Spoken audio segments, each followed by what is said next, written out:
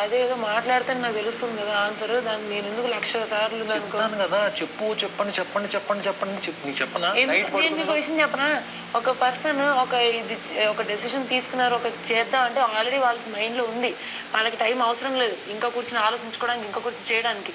మీరు పిలిచినప్పుడు first time పిలిచినప్పుడు రానప్పుడు, సెకండ్ టైం పిలిచినప్పుడు రానప్పుడు, థర్డ్ టైంకి నాకు అర్థమైంది అక్కడ మీరు ఏదో అనుకున్నారని. మీరు అనుకున్నప్పుడు నేను ఇంకా మీకు టైం చేంజ్ చేయాలి, మీకు ఆల్రెడీ తెలిసినప్పుడు దేనికి టైం ఇవ్వాలి నేను? చెప్పండి ఆ విషయం, నాకు నేర్పించకండి మీరు.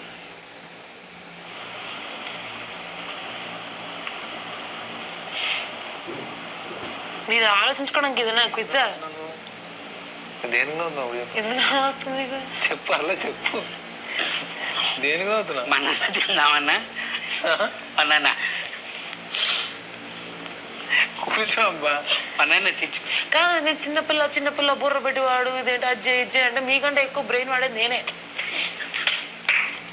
చప్పట్లు కొడుతున్నాడు చూడండి అక్కడ.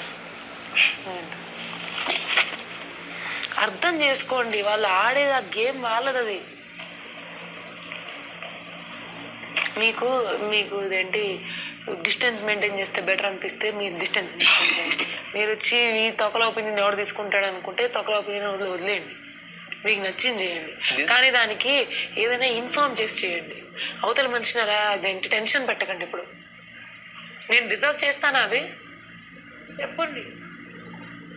మళ్ళీ ఏదంటే ఏడ్చేస్తావు, నువ్వు బాధపడిపోతావు అన్న. మరి ఇదేంటి పవన్ వచ్చేదని చెప్పినప్పుడు ఏడుపు వస్తుంది నాకు, మరి కళ్యాణ్ వచ్చేదని చెప్తే ఏడుపు వస్తుంది, తనుజ వచ్చి చెప్తే ఏడుపు వస్తుంది. మరి నాకు ఏ సిచ్యువేషన్లో ఒక్క చుక్కైనా వచ్చిందా బయటికి? నాకు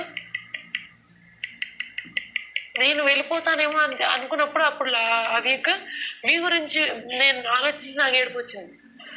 ఇంకే సిచ్యువేషన్ వచ్చిందో చెప్పండి పోనీ, అప్పుడు నేను ఒప్పుకుంటాను. నేను ఎమోషనల్ అయిపోతా, ఊరికే నన్ను అదైపోతా ఇదైపోతా.